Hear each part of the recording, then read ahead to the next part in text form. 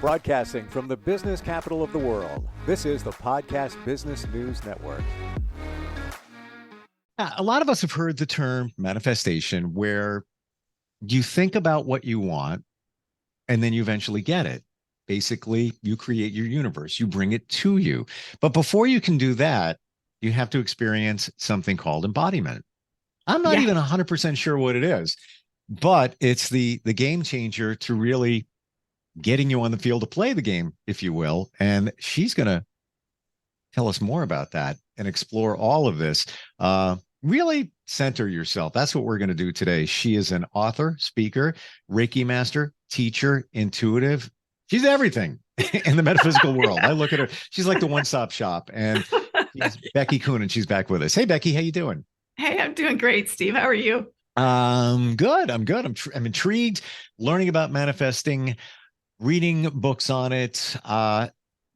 Not properly harnessing the power of it. I'm going to be honest with you. I haven't gotten there yet. I know I'm not doing it right, or to the extent that it needs to be done properly to create. But maybe embodiment is missing for me.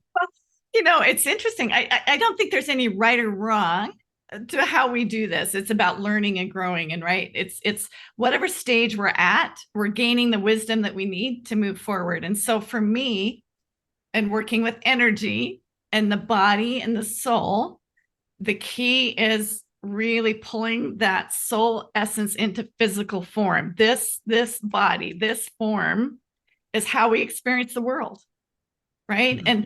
And so when we can really fully integrate that higher awareness that is us, the soul essence that is us, into this physicality, that's where magic happens. That's where things get magnetized to you. We have to do it with, I like to call it the marriage of the soul and the body, this beautiful integration that takes place. So do I have this right? Yeah, well, yes, we're going to find out, I'm sure. But is it where, we have our soul, we have this physical body thing. There are some that do believe that we are human beings having a spiritual experience. And then there's some that believe that we are spiritual beings and we're just in this shell called a body for a period of time. And then you're not. And then, but that spirit still lives on. But yes. What we're talking about is that the marriage, the connection of the soul and the body, where yes. They meet, that crossroad, if you will. Yeah, the crossroad. And the crossroad happens in the form, in the body. So when I'm doing breathing techniques with people, I'm always bringing them into the body, feeling the breath, feeling the chest rise and fall, feeling the energy of, gratitude or love or, appreciation, compassion. Those energies bring you to center, and center is considered this heart space, right? Seat of the soul, they consider it. And it's when we're able to kind of bring that essence and kind of get out of this mind and come into an awareness of our body. Our body is highly intelligent. We have wisdom in the body. The body carries wisdom. But it also is very important that when we're working with manifestation and we're working with learning how to manage our own energy field and awarenesses, that we honor this body, that we really pull ourselves into this physical form, because the form is where we experience our world, right? We can have amazing experiences out of body. In fact, back in the day, that was the thing to do, right?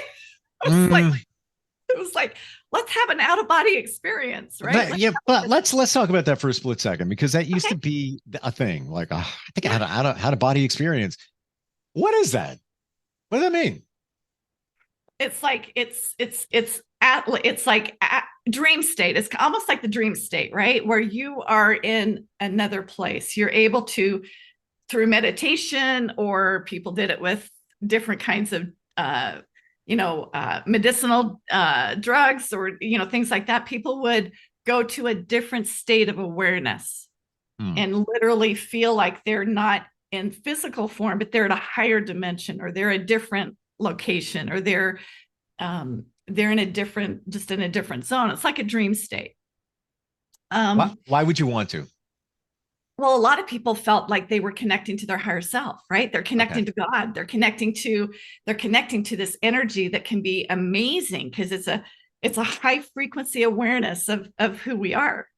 And so a lot of people felt like enlightenment was happening out of body. Like, the yogis and some of those people back in, the 60s and 70s, they were experimenting with, okay, what does it feel like to have these out of body amazing experiences, right? And connecting and feeling like you're connecting to yourself. But truly, like you finally made that connection. Yeah. But what I think we're discovering is that it's the physical form that we experience our life through that's here. It's here. We're dense form bodies on the planet. We have to create through this body. We have to experience our love and our light through the body. It's not about just leaving all the time and checking out. It's about, how do I bring that higher awareness and actually feel like I'm bringing it into my body. And then that is where creation happens. That is where manifestation happens. That is where the magic takes place. And so what does it feel like, Steve? It's a little bit different for everybody. So again, a simple example is like when you get the body chills.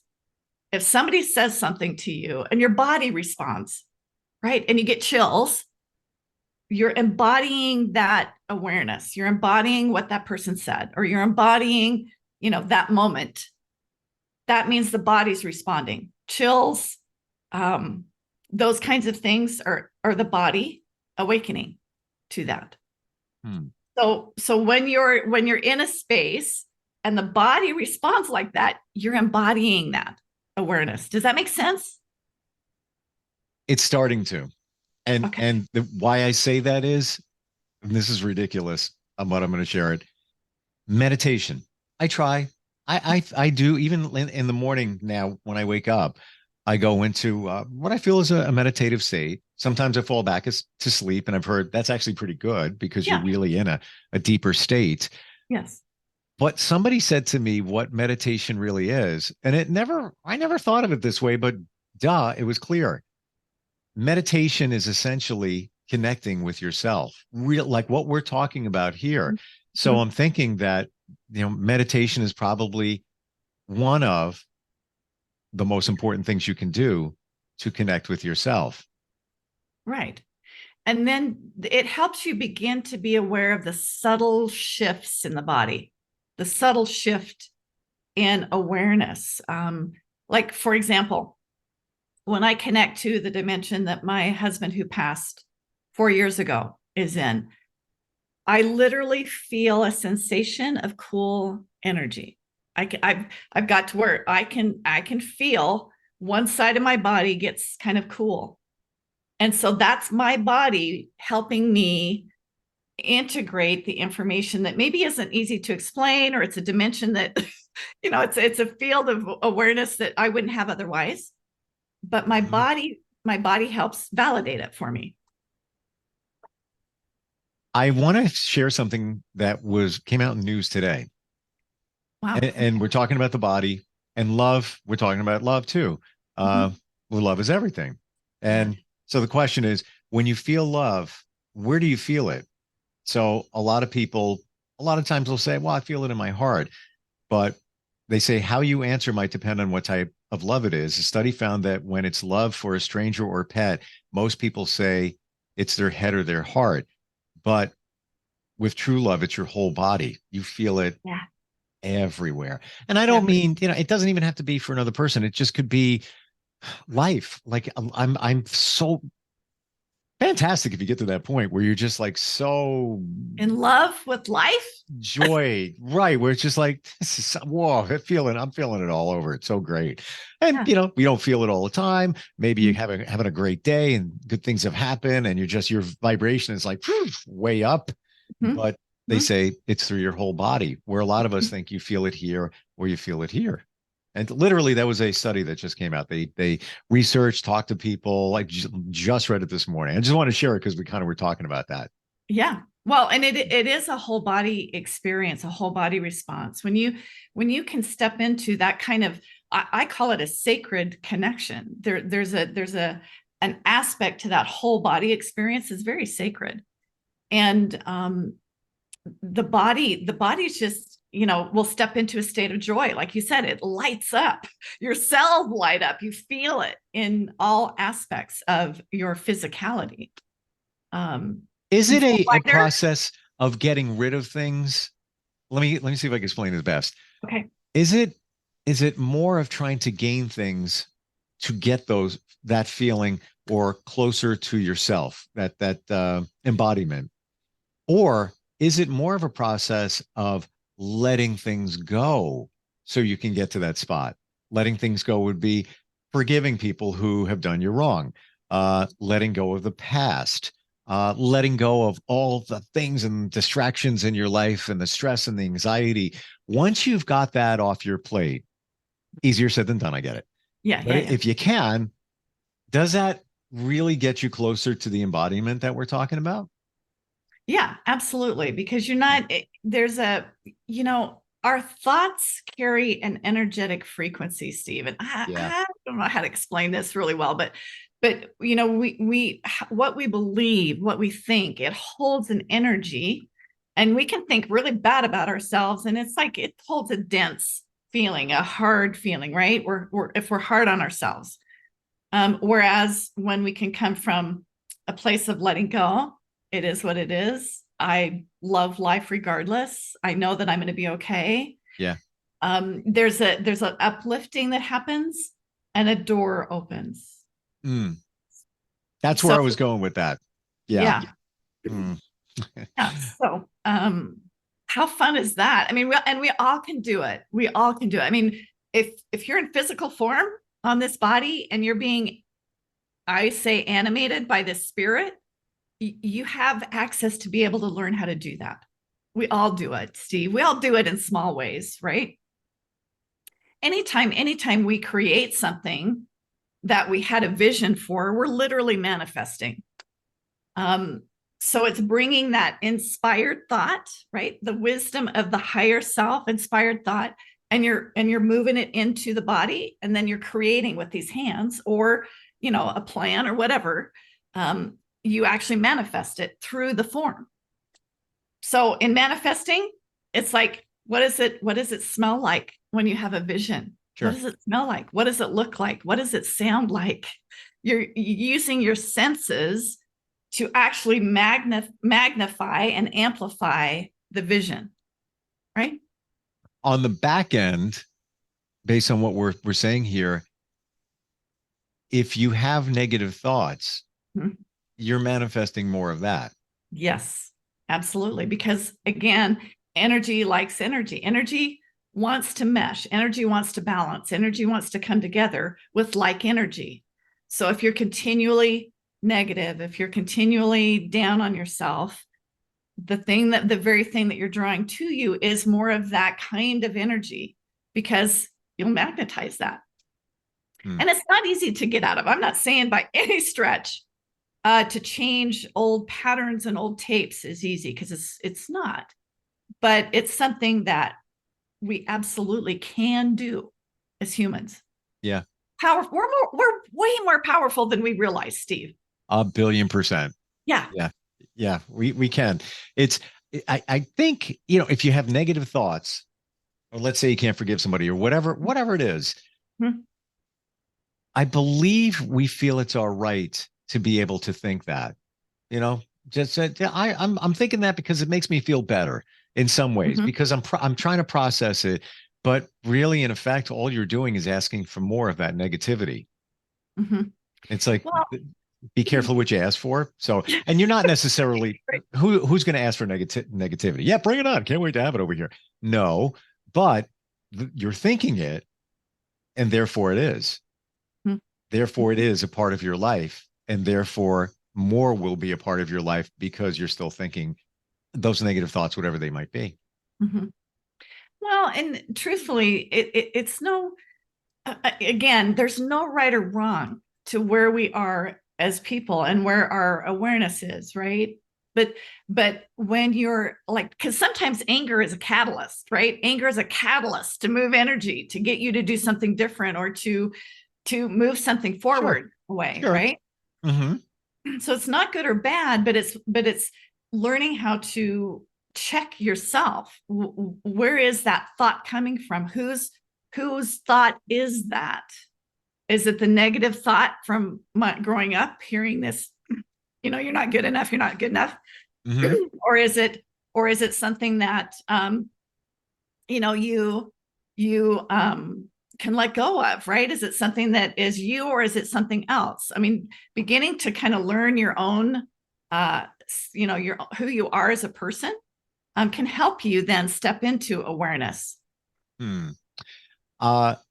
Even to your point that negativity sometimes can be a little okay. Stress. If you didn't have stress, Right. we all lived here. Flat line, nothing going on. Here it is. I've got a big meeting coming up. Okay, Yep. great. I'm a football player. I'm going on the field. All right, great, Yeah. fantastic. Gonna play another game. Nothing would happen. There would be Right. no peaks. Right. Okay, so now you have a important presentation to make to a group of 300 people. A little bit of stress. It's going Yeah. to challenge you and push you to do better. Football player on the field. We got to win this game. All right, we're gonna, I got money on the line here. I got to kick it up a little bit here, and there's going to be a little, Right. jolt there going. So it's things like that are good. I guess when you manage them. Yes. When it's a balance, right? It's all about balance and awareness. And if you're feeling, if the negativity is a self-judgment, self-incriminating energy all the time, you're going to not feel good. You're going to create disease. I mean, they say 85% of all disease begins with stress. I mean, it's probably even higher than that, really. But so the body wisdom is what we need to learn how to work with. And it's amazing what happens when people begin to go, oh, this whole body is intelligent. Our whole body. Like I do a lot of heart-based stuff. That's where I'm coming from. But my body responds to energy all the time, Steve. But it's, I've learned how to hone that skill. People can do that though too. I'm not alone. We all have the ability to hone that skill, and we can hone it for the good, for what we want, to manifest a life that you dream of having. How do you mean that you hone it, you use the energy, all of that? How do you mean? So when I'm working with someone, we start to pay attention to the very subtle realm of body feeling. So for example, if I'm doing Reiki on someone and I feel like my hand will begin to vibrate over a certain point, and I will feel it, and I'll stay there for a moment, and I'll say, we got something going on here. Your body's talking to me.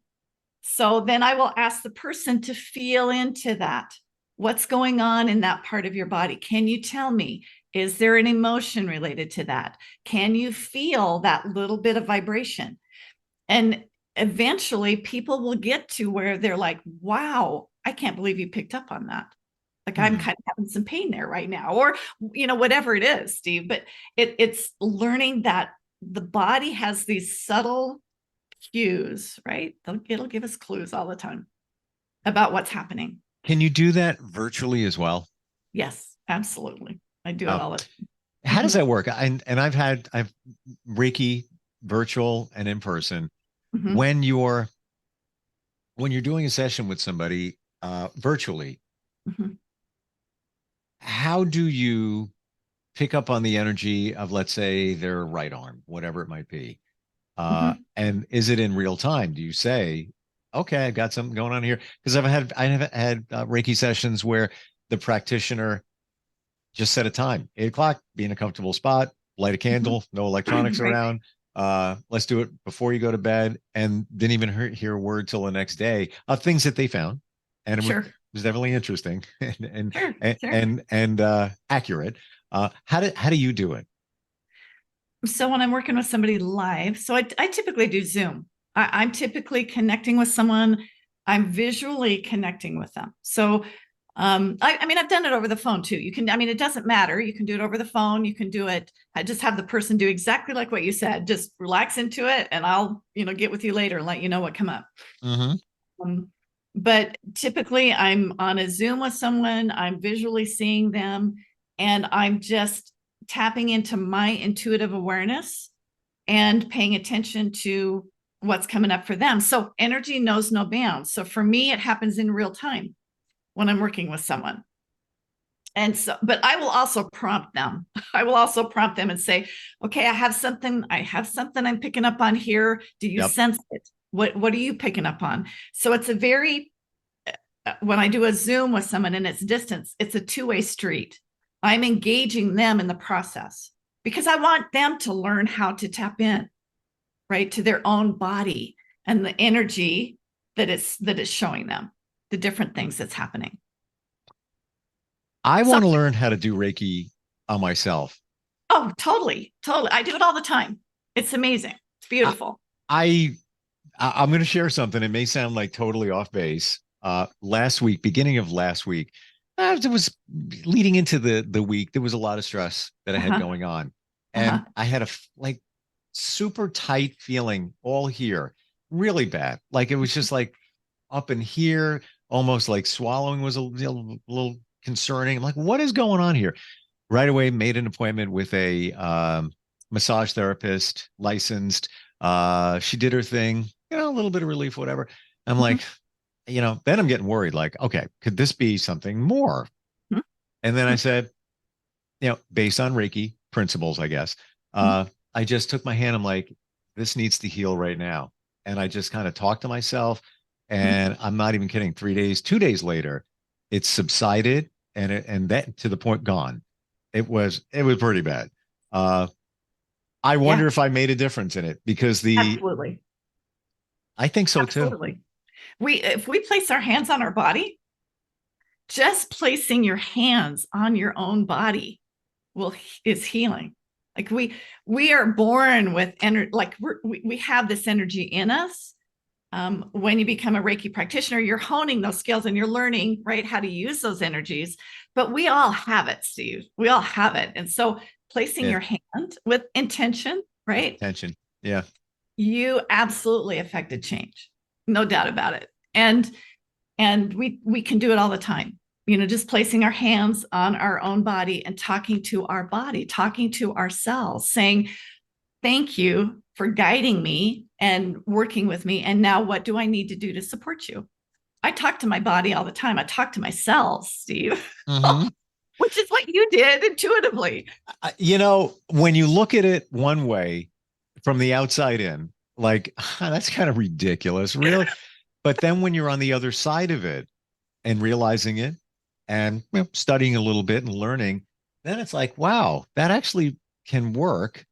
I totally believe it. And I'm convinced that it made a difference. There's not even because I had the intent and I had the, Right. Well, and it's not going to hurt. I mean, what do you got to lose? What do you got to lose? Right. Yeah. Right. So the body's amazing. Our bodies are designed to be that radar for spirit.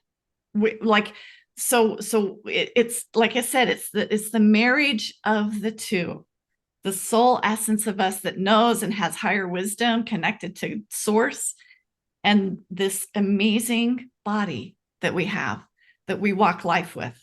Yeah. So I mean, it's fun to explore, it's fun to learn, it's fun to experience. Oh yeah. And then as you do, at least I'm seeing in my journey, I feel like I'm getting closer to that crossroad where you're connected from your soul to your body. You start here having no idea. I don't know, Yeah. this woo-woo crazy stuff. These two people on this podcast are freaks, to the point where now, as you start learning it and experiencing it, you get closer to that where you're there. It's like, wow, I feel like I'm truly connected with myself. And like we said, that's where the magic of the manifestation truly can begin. Well, and think about it. You're holding an energy within when you're there. You hold an energy that people notice, people pay attention to, people feel it, Steve. They feel it from you. Yeah. And why not spread more of that kind of energy, right? Why not? It's the same thing. And we're just about out of time, but it's the same thing what a smile will do. You walk past a group of people, strangers, and you're not smiling. You're just like, all right, they're going to respond a certain way. When you smile, of course, visually, you see the other person smiling, but there's more going on there. There's an exchange of energy. You're transmitting something. It's not just a smile. I bet you if those people were wearing blindfolds and you were smiling and walked past them, they probably would pick up on it and say something because of the energy. Yeah. Yep. And the exciting thing is science is starting to prove a lot of this stuff, Steve. So it's not, it's like really out there stuff, but spirituality and science are coming together. I 1,000,000,000% agree. And it's now in the last 5 years, there's been advances in it, because I was involved in a lot of this stuff 12, 15 years ago, never dug into it, more on a marketing side, but people weren't grabbing onto it like they are today and realizing, whoa, there is something going on here. Yeah. But I think it's because it's backed up by science. Yeah. Interesting. You help people with this all the time. And if it's great. I love it. I don't think I'm going to be very honest. I don't think I've ever met anybody in this arena that is so passionate and so plugged in and just loves helping people with all of these tools. Yeah. You're it. I've never seen anybody. Well, thank you for seeing me, Steve. Thank you, because you can feel it. Talk about being grounded. You're like completely grounded. Amazing. It really is amazing. Bottle it and sell it. Okay. How do we find you? Your website is your name, right? Yes. Website's my name, BECKIKOON.com. Final question. Love the spelling of your name. How did that come about? I, not a Y. I have no idea. Really? Okay. My parents just wanted it to be a little bit unique. So there we go. It is a little bit unique. It's not Rebecca. It's just Becki. And there's that's an interesting thing there too. I have a friend, Becki. When I see the name, I see it in a Y, and that's to me, that's, kind of, most of us expect it, but seeing the I just a little bit different. And that's because you are. Thank you. in a good way. Thank you so much for being here today. Yeah. Thanks, Steve. Have a great time. We'll see you soon. Yep.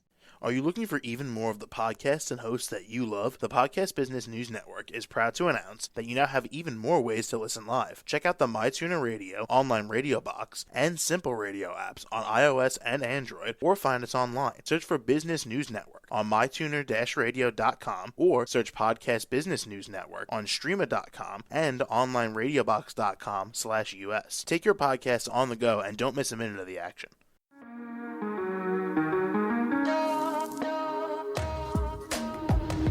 Broadcasting from the business capital of the world, this is the Podcast Business News Network. For nearly 2,000 severely injured veterans, everyday life has become filled with barriers. Day-to-day simple tasks can become pretty daunting. I have to carry my chair up 2 flights of steps or have somebody do it for me. What scares me the most is just the falling.